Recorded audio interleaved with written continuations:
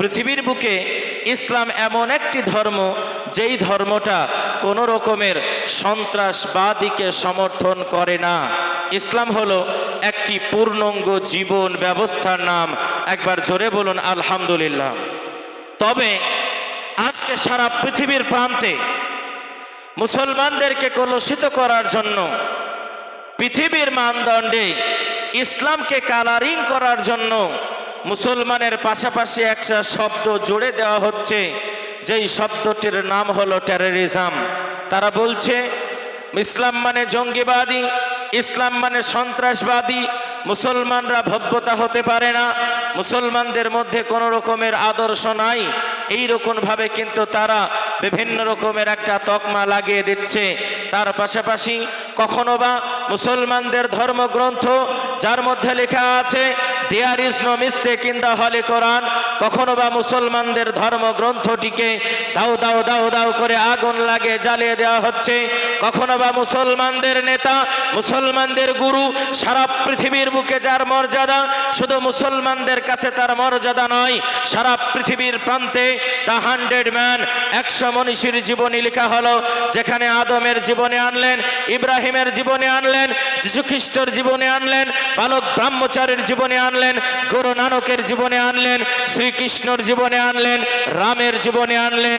বইটির নাম হলো দ্য 100 ম্যান। লেখক হলো মাইকেল এইচ হার্ট। তিনি তিনার সর্বপ্রথমে যেনার জীবনীটা আনলেন, the Messenger of prophet Muhammad সাল্লাল্লাহু আলাইহি ওয়াসাল্লাম। একবার জোরে বলে নারায়ে তাকবীর। আজকে সারা পৃথিবীর প্রান্তে স্বীকৃতি দেওয়া হলো নবীর থেকে আদর্শবান মানুষ পৃথিবীর বুকে আর কেউ হতে পারে না। অথচ যেই নবীর আদর্শই আদর্শিত হয়ে, যেই নবীর হাদিসের মধ্যে বর্ণনা করা হয়েছে, তোমার পাশের বাড়ির মানুষ যদি একজন অমুসলিম থাকে আর সে যদি অনাহারে জীবন যাপন করে, কিয়ামতের কাঠ গড়ায় তোমাকে আল্লাহর কাছে জবাবদিহি দিতে হবে। আজকে সেই নবীর নামে ব্যঙ্গাত্ব করে পৃথিবীর প্রান্তে কালারিং করে বলা হচ্ছে নবীর মধ্যে কোনো রকমের আদর্শ ছিল না। একবার জোরে বলুন নাউজুবিল্লাহ। আমার ভাইয়েরা, আজকের সোনার যুবকদেরকে বলতে চাই, আজকের যুবকেরা ইতিহাস জানে না, ইতিহাস এরা পড়তে ভালোবাসে না।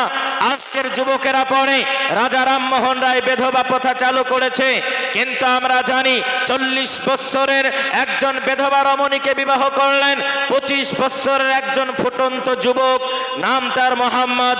গোলাপের পাপড়ির মতন যার চেহারা, তিনি 25 বছর বয়সে 40 বছরের একজন বিধবাকে বিবাহ করে সর্বপ্রথম পৃথিবীর মানদণ্ডে, পৃথিবীর কাঠগড়াতে তিনি প্রচার করলেন যে শোনো, নারী বিধবা বলে তাকে অপয়া মনে করো না।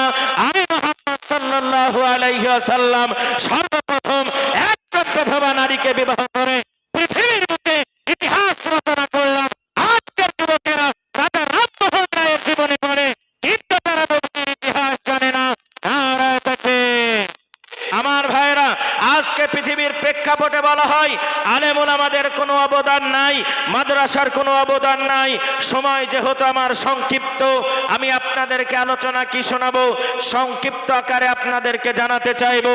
পৃথিবীর বুকে মাদ্রাসাওয়ালাদের যতটা অবদান আছে, ভারতবর্ষের বুকে মাদ্রাসাওয়ালাদের অবদান না থাকলে আজকে ভারতের জমিনে লাল সবুজ গেরুয়ার পতাকা উত্তোলন হতো না। আজকে ভারতের জমিনে মানুষ স্বাধীনভাবে বসবাস করতে পারতো না। আজকে ভারতের জমিনে স্বাধীন পরিচয় নিয়ে তারা বাস করতে পারতো না। ভারতবর্ষের জমিন 1947 সালে স্বাধীন হওয়ার আগে একদিন নয়, 2 দিন নয়, এই ভারতের জমিন ব্রিটিশ সাম্রাজ্যরা, ব্রিটিশেরা, নরকেরা, তারা একদিন নয়, 2 দিন নয়, 200 বছর ধরে ভারতবর্ষের বুকে তারা রাজত্ব করলো। ভারতবর্ষের মুসলমান, ভারতবর্ষের হিন্দু, ভারতবর্ষের জৈন, ভারতবর্ষের খ্রিস্টান, আপামর জনতা ঐক্যবদ্ধ হয়ে ব্রিটিশদের বিরুদ্ধে আন্দোলন করে তারা 200 বছরের রাজত্বকে পায়ের তলায় ফেলিয়ে দিয়ে এই স্বাধীন দেশে লাল সবুজ গেরুয়ার পতাকা উত্তোলন করে ভারতটাকে সেকুলার কান্ট্রি হিসাবে পরিচিত করা হলো। আজকে সেই ভারতবর্ষের জমিনে আমাদেরকে বলা হয় ভাড়াটিয়া, আজকে আমাদেরকে বলা হয় আমাদের জন্য আইডেন্টি কার্ড দেখাতে হবে। আজকে আমাদের তাদেরকে বলা হয় যে তারা ভারতবর্ষের জমিনে ভারতের নাগরিক না, তাদেরকে নাগরিকত্ব প্রমাণ করতে হবে। তাদেরকে দীপ্ত কণ্ঠে জানিয়ে দিতে চাই, আমি মুখলেসুর রহমান, এটা আমার কথা না। ইন্ডিয়ার ইতিহাসের মধ্যে পড়ে দেখুন, ভারতবর্ষের ইতিহাসের মধ্যে পড়ে দেখুন, ভারতবর্ষের মানুষের আইডেন্টি কার্ড লাগবে না, ভারতবর্ষের মুসলমানদের আধার ভোটার কার্ডের প্রয়োজন হবে না। ভারতের মাটি যদি সুখে দেখা যায়, মুসলমানদের কাজের অর্থে ভারতের মাটি রঞ্জিত হয়েছে, তার দেখে একটা নয় দুইটা নয়, দিল্লির পার্লামেন্টারিয়ানতে আজকে বলা হয় দাড়িওয়ালাদের অবদান নাই, আলেম ওলামাদের অবদান নাই। দিল্লির পার্লামেন্টারিয়াতে একটা গাছ বাকি ছিল না যেই গাছের বুকে উলামাদের লাশকে ঝুলানো হয়েছিল না। এমন একজন আলেম যেনার নাম হলো আল্লামা ফজলে হক খৈরাবাদী রহমাতুল্লাহ আলাইহির রহমা। তেনাকে যখন ইংরেজরা গ্রেপ্তার করে নিল, বলা হলো ও ফজলে হক খৈরাবাদী, একটিবারের জন্য বলো ইংরেজ জিন্দাবাদ। তিনি বললেন ভারতবর্ষ জিন্দাবাদ। বলে একটিবারের জন্য বলো ব্রিটিশ সাম্রাজ্য জিন্দাবাদ। তিনি বললেন ভারতবর্ষের আপনার জনতা জিন্দাবাদ। তেনাকে জেলখানার মধ্যে ভরে দেওয়া হলো। এমন করে একদিন নয়, দুই দিন নয়, জেলখানার ভিতরে এমন টর্চারিং করা হলো, টর্চারিং করে আল্লামা ফজলে হক খৈরাবাদী রহমাতুল্লাহ আলাইহির রহমাকে পৃথিবীর জমিন থেকে শহীদ করে দেওয়া হলো। আমার ভাইয়েরা, আজকে ভারতবর্ষের বুকে একটা শ্রেণীর মানুষ তারা চাইছে মুসলমানদের মধ্যে হিন্দুদের ডিভাইডেড লাগিয়ে দেব। একটা শ্রেণীর মানুষ তারা চাইছে মুসলমানদের মধ্যে থেকে হিন্দুদের মধ্যে থেকে আমরা সম্পর্ক বিচ্যুত করে দেব। কিন্তু তারা জানে না ভারতবর্ষের মুসলমান, ভারতবর্ষের হিন্দু দেশ স্বাধীন হওয়ার পর থেকে নিয়ে যেই রকম ভাবে নিজের রুটিকে ভাগাভাগ করে এরা নিজের রুটি খেয়েছে, অমুসলিম বন্ধুকে দিয়েছে। ভারতবর্ষের মুসলমানরা এই জমিনে মারা যাবে, এই জমিনে পচে যাবে, এই জমিনে পোকা হয়ে যাবে, তারপরেও তাদের ফাঁদে পা দেবে না। নারায়ে তাকবীর। আমার ভাইরা, আপনারা কান খুলে শুনে রাখুন, আপনাদেরকে জানিয়ে দিতে চাই, আজকে আমরা মুসলমানরা, আজকে আমরা ইসলামকে ছেড়ে দেওয়ার কারণে, ইসলামের নীতিকে ছেড়ে দেওয়ার কারণে কালচারকে আমরা পতিত করেছি। এই জন্য আজকে সারা পৃথিবীর প্রান্ত থেকে আমাদের উপর টর্চারিং করা হচ্ছে, আমাদের উপর অত্যাচার করা হচ্ছে। শুনলে অবাক হয়ে যাবেন, সারা পৃথিবীর বুকে একটা সার্কাস চলছে, যেই সার্কাসটির নাম হলো ফিলিস্তিন ইস্যু, যেখানে ফিলিস্তিনদের মা বোনদের উপরে নির্মমভাবে অত্যাচার করা হচ্ছে। ইতিহাসের পাতায় কালোজয় পত্রিকায় যার নামটি লেখা, তার নাম হলো হিটলার। একটা নয়, দুইটি নয়, 60 লক্ষ ইহুদিকে হত্যা করেছিল। জিজ্ঞেস করা হলো, ওগো হিটলার, 60 লক্ষ ইহুদিকে তুমি কেন হত্যা করলে? হিটলার তখন বলেছিল, 60 লক্ষ ইহুদিকে হত্যা করে আমি কোনো অন্যায় করিনি। এমন একটা টাইম আসবে যখন জনগণ বুঝতে পারবে আজকে ওই ইহুদি জাতি বরবাদ জাতি নিজেরা তাড়া খেয়ে হতভঙ্গ হয়ে থাকার জায়গা পেল না, খাবার জায়গা পেল না।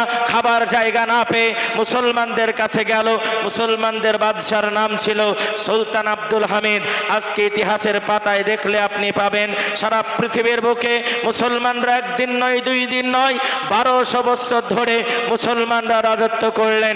আমেরিকা মুসলমানের কবলে, ইউরোপ মুসলমানের কবলে, ফ্রান্স মুসলমানের কবলে, জর্ডান মুসলমানের কবলে, সুইডেন মুসলমানের কবলে, সারা পৃথিবীর বুকে এই জাতি বসবাস করলো 1200 বছর ধরে। আজকে ইতিহাসের পাতায় লেখা হয় আব্দুল মাঝি সুশ্লতার দাঁড়ে, কোপ্তার কামানো, মাথা তার নাড়া। আজকে ইতিহাসের পাতায় লেখা হয় রহিম কত ভালো, রহিমের হাতের জুতো সেলাই কত ভালো। রহিম আমানতদারি, 10 টাকার বেশি নেয় না। রহিম জুতো সেলাই করে জীবন যাপন করে। যেই জাতিটা 1200 বছর ধরে পৃথিবীর বুকে রাজত্ব করে, ওই জাতিটা মুচি হয় কিভাবে? আজকে আমাদেরকে পৃথিবীর প্রান্তে মুচি করে উপস্থাপন করা হচ্ছে। আমার ভাইয়েরা, শুধু তাই নয়, ভুলে গেলে চলবে না, ইহুদি রাষ্ট্রের প্রতিষ্ঠাতা যিনি, তার নাম হলো হারজেল।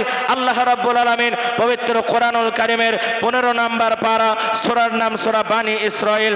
আল্লাহ রাব্বুল আলামিন বললেন, সুবহানাল্লাযী আসরা, হে মুহাম্মদ সাল্লাল্লাহু আলাইহি ওয়াসাল্লাম, আপনি ঊর্ধ্ব গমন করেন এবং বাইতুল মুকাদ্দাসকে, আমি ফিলিস্তিনকে বরকতময় নগরে পরিণত করেছি, সেই ফিলিস্তিন আজকে ইহুদি জাতি দখল করে তারা মনে মনে টার্গেট করছে, সেখানে আমরা টেম্পল বানাবো, সেখানে আমাদের ধর্মনালয় বানাবো। দীপ্ত কণ্ঠে জানিয়ে দিতে চাই, হারজেল যখন বলল, সুলতান আব্দুল হামিদ কত টাকা নিতে চাও, কত পয়সা নিতে চাও, কত টাকা নিতে চাও, একবারের জন্য ওই ফিলিস্তিন মসজিদে আকসার তলদেশে আমরা একটা জায়গা ক্রয় করতে চাই, আমাদেরকে একটা জায়গা বিক্রয় করো। সুলতান আব্দুল হামিদ বললেন, এই ইহুদি জাতি, তোমাদের খাবার নাই, তুর্কিস্তানের জমিন তোমাদের জন্য হালাল করা হলো, তোমরা এখানে খাও, তোমাদের ঘর নাই, এখানে তোমরা বসবাস করো, তোমাদের পয়সা নাই, এখানে তোমরা জীবিকা নির্বাহ করো, তোমাদের খাবার নাই, আমাদের খাবার তোমরা খেয়ে নাও। কিন্তু আমি আব্দুল হামিদ জানালাম, আমার শরীরে এক ফোঁটা রক্ত থাকা পর্যন্ত বাইতুল মুকাদ্দাস হলো মুসলমানদের আমানত, মুসলমানদের শরীরে এক ফোঁটা রক্ত থাকা পর্যন্ত মুসলমানরা বাইতুল মুকাদ্দাস ইহুদিদের দখলে যেতে দেবে না। নারায়ে তাকবীর। আজকে আপনাদেরকে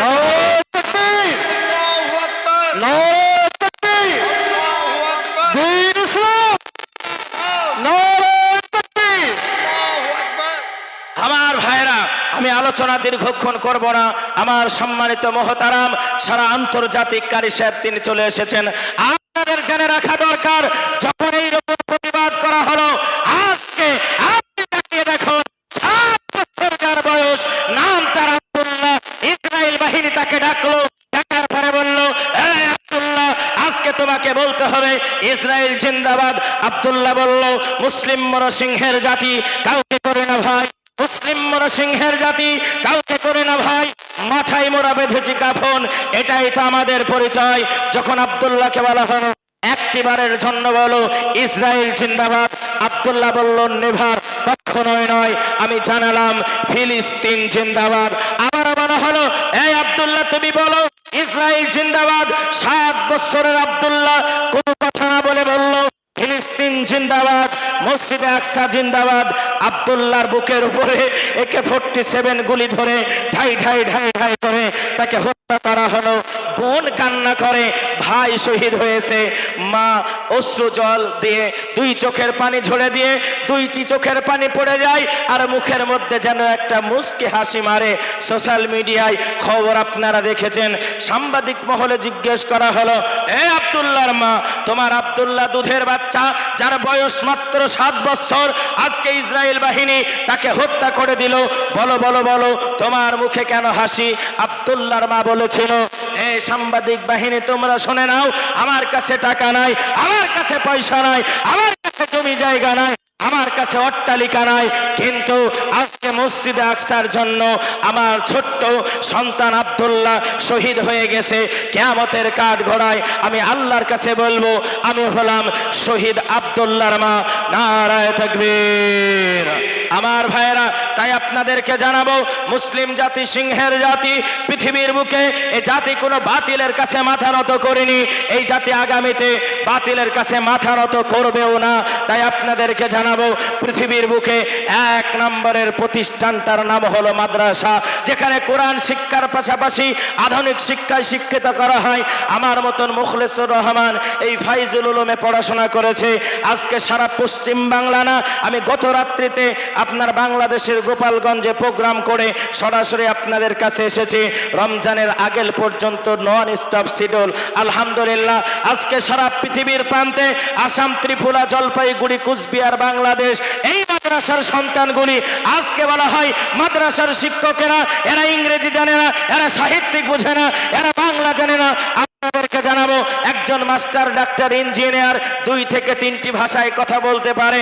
আলহামদুলিল্লাহ, আমাদের স্যুট বুট নাই, আমাদের অন্য কিছু নাই, আমাদের চকচকা জামা নাই, কিন্তু একটা নিম্ন শ্রেণীর একটা যদি আলেমকে আপনি নিয়ে আসেন, কমপক্ষে সে 4টি ভাষা বুঝতে পারবে।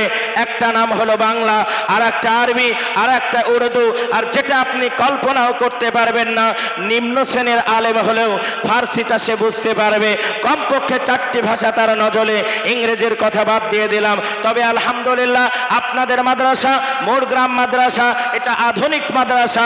আপনারা হয়তো জানেন না, এখানে কম্পিউটার শিক্ষা দেওয়া হয়, এখানে বাচ্চাদেরকে আধুনিক পদ্ধতিতে পড়া হয়, এখানে বাচ্চাদেরকে 12 মাস পড়ানোর টার্গেট রাখা হয়, এবং তার পাশাপাশি আপনারা শুনলে অবাক হয়ে যাবেন, আলহামদুলিল্লাহ আপনাদের জামিয়া আগামী দিন থেকে আপনারা যদি পাশে থাকেন, আলহামদুলিল্লাহ এই জামিয়া থেকে দাওরা হাদিসের পাঠ হয়ে এখান থেকে কমপ্লিট হয়ে আলেম হয়ে ঘরে ঘরে বের হয়ে যাবে।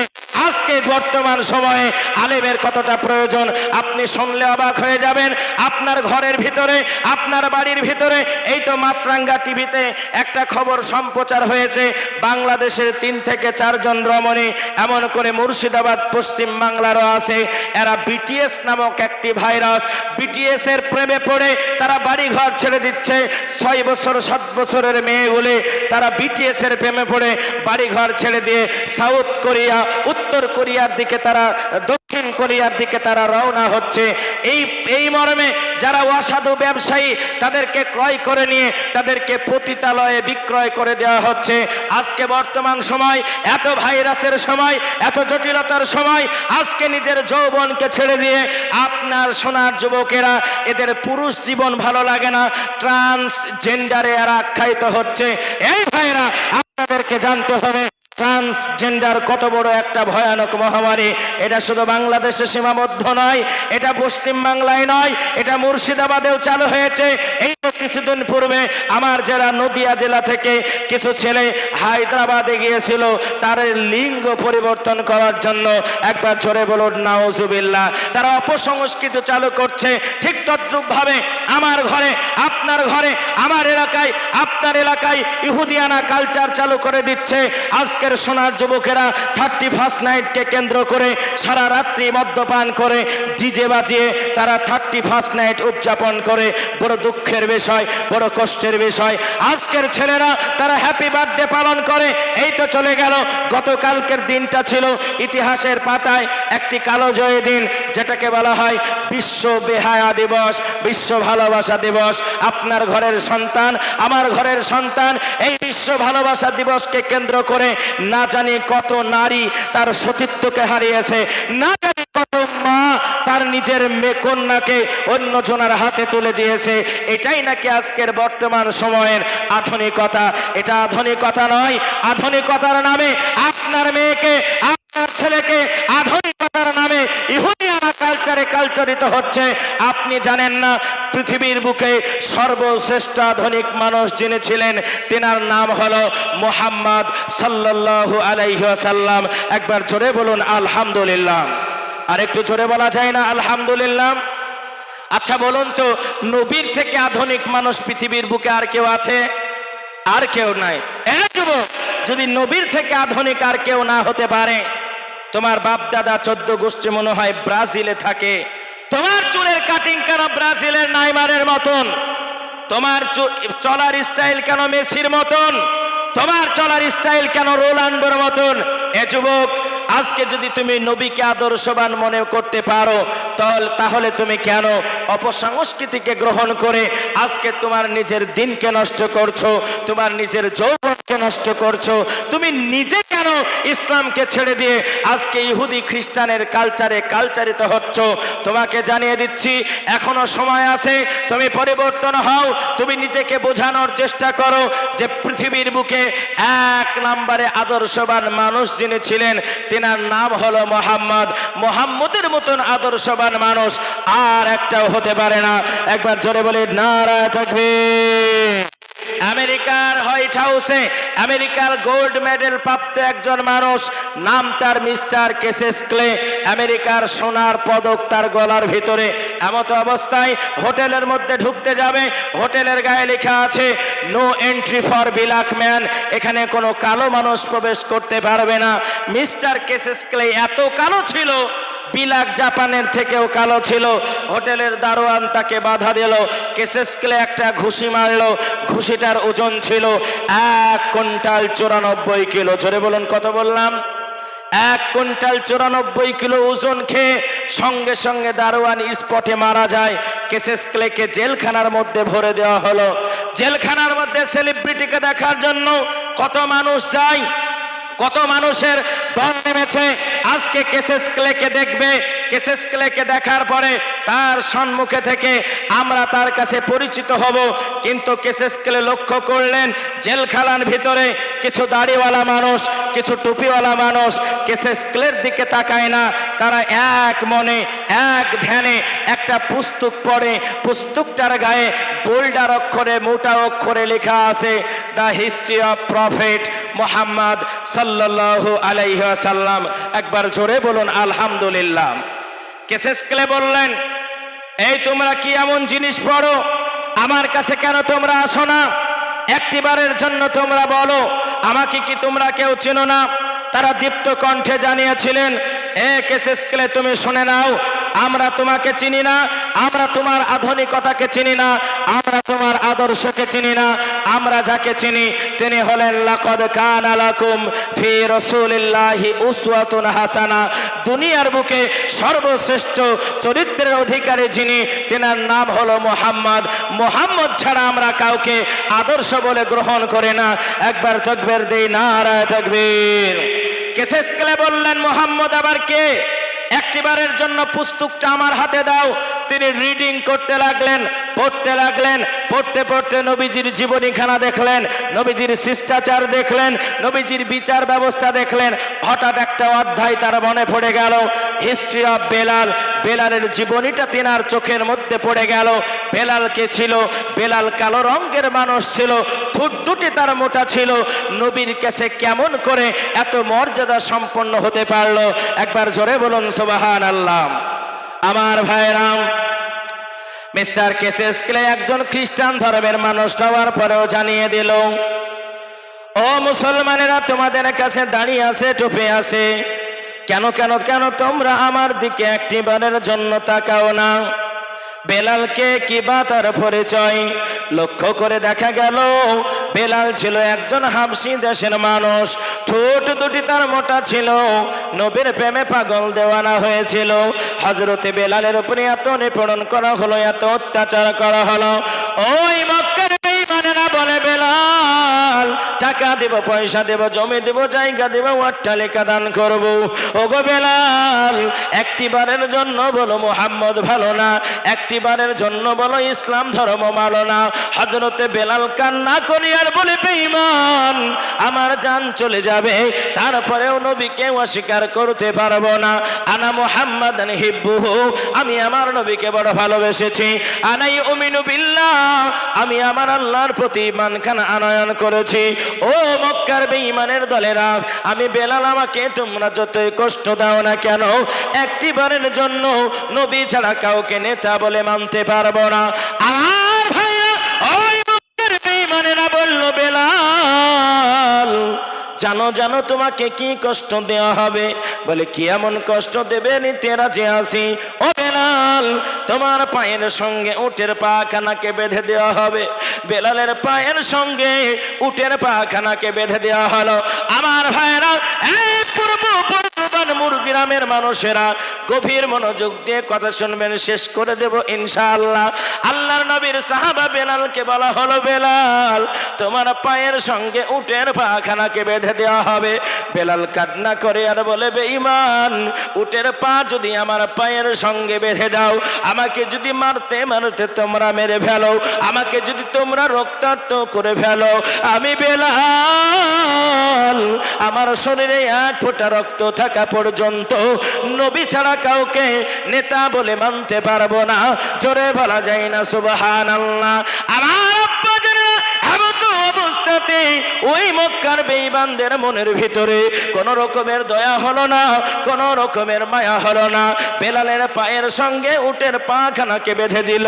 উটের পাখানাকে বেঁধে দেওয়ার পরে ওই মক্কার মরুভূমির জমিনে এমন করে বেলালকে টানতে শুরু করে, বেলালের শরীর দিয়ে যেন টপ টপ টপ টপ করে রক্তগুলা পড়তে শুরু করে।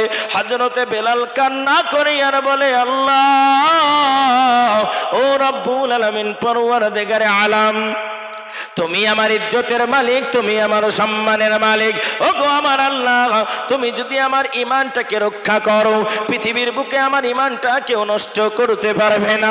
ওরে আমার আল্লাহ, তুমি যদি আমার ঈমানখানাকে রক্ষা না করো, পৃথিবীর জমিনে আমার ঈমানটা কেউ রক্ষা করতে পারবে না।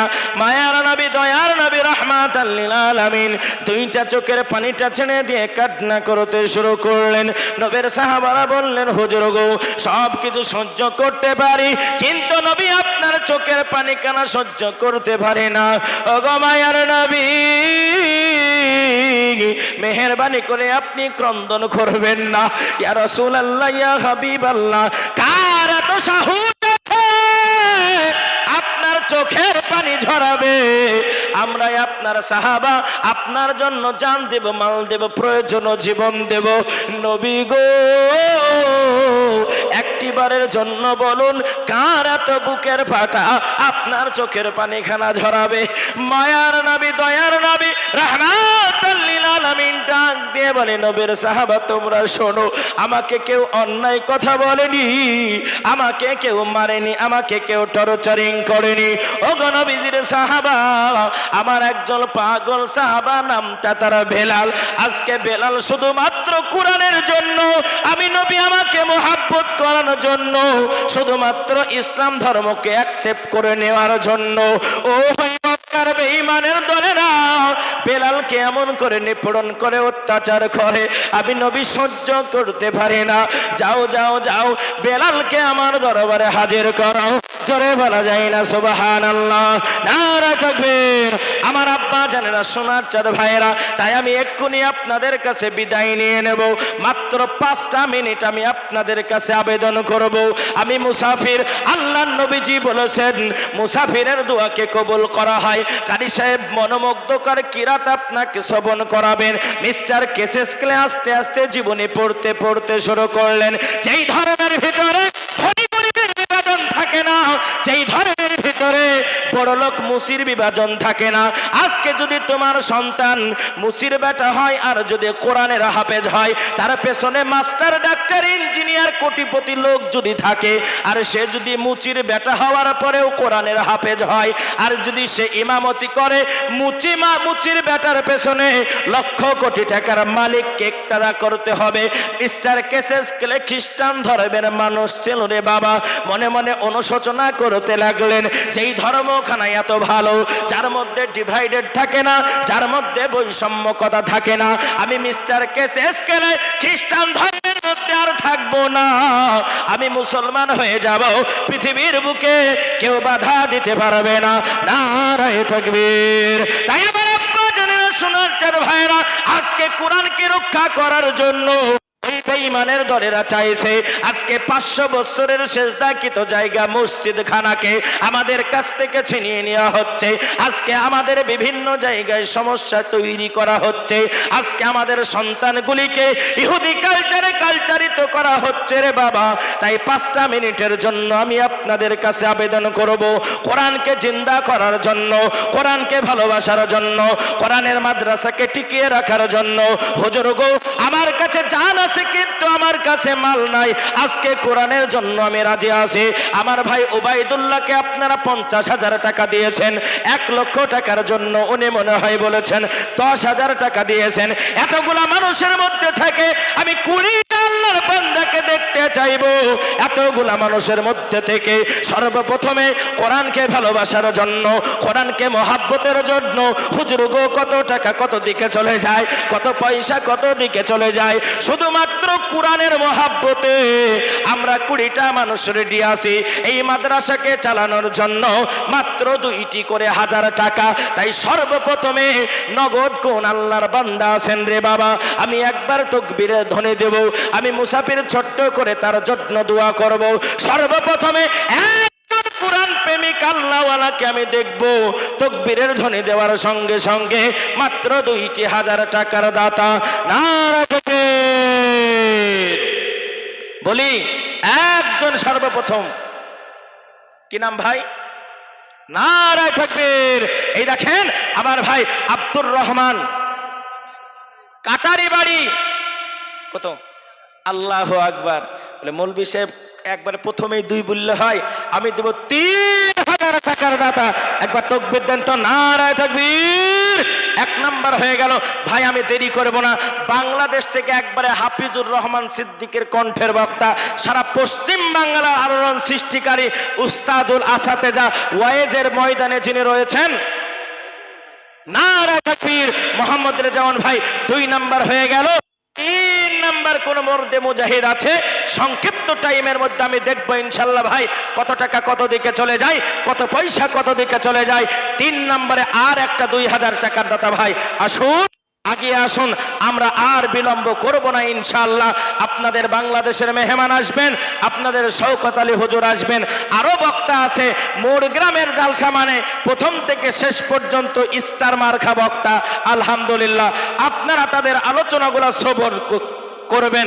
আসুন 3 নম্বরে ভাই আর একজন ভাই, দেরি করবেন না ভাই ইনশাআল্লাহ। কত টাকা কত দিকে চলে যায়, কত পয়সা কত দিকে চলে যায়। আসুন ভাই আর একটা আল্লাহর বান্দা আগে আসি বলি, আমরা বিলম্ব করব না ইনশাআল্লাহ ভাই। আর একজন হবে না গো? আল্লাহু আকবার। আল্লাহ হবে না? এই হাতটা উঁচু করে বলেন আমরা পারবো না, আমি নেমে যাব, বলেন। তার মানে হবে ইনশাল্লাহ। বলি ভাই আমরা দেরিটা না করি, সংক্ষিপ্ত টাইম, এই সংক্ষিপ্ত টাইমের মধ্যে হুজুর আমাকে বলেও নি আদায় করতে, আমি একটু চেষ্টা করলাম। আমার মাদ্রাসা তো এখানে আমি পড়েছি, আমি এই মার্চ মাসের 5 তারিখে আসবো। আপনাদের মিসবাহুল উলুমে জালসা করেছি, এই সুলতানপুর মাহমুদপুর এই এলাকাটা আমি প্রায় জালসা করি আলহামদুলিল্লাহ। আবার মার্চের 4 তারিখে দেখা হবে আল্লাহ যদি চাই, বলুন ইনশাল্লাহ। 3 নম্বরে আর একটা ভাই, 3 নম্বর মারাত্মক নাম্বার। এই নাম্বার যে পূরণ করবে আল্লাহ তার মনের আশঙ্কা মনের বাসনা পূরণ করে দেবে ইনশাল্লাহ ভাই। বলি 3 নম্বরে আর একটা হবে না? আপনাদের মধ্যে থেকে কেউ নাই? কেউ পারবেন না? আল্লাহু আকবার। আসুন একটা করে 1000 টাকা, 10টা লোক আসেন তো 2 মিনিটের মধ্যে। আসুন একটা করে 1000 টাকা 2 মিনিটের মধ্যে। সর্বপ্রথম কে আছেন? মাত্র 1000 টাকার দাতা। আর বসে থাকবো না ভাই ইনশাল্লাহ, একটু আগে আসি।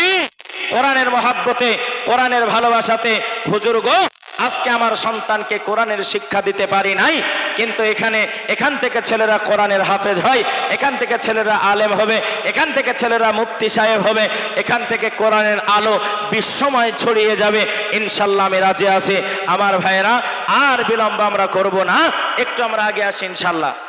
আসি ভাই, আসুন। একটা করে কোরআন শরীফের দাম 500 করে টাকা।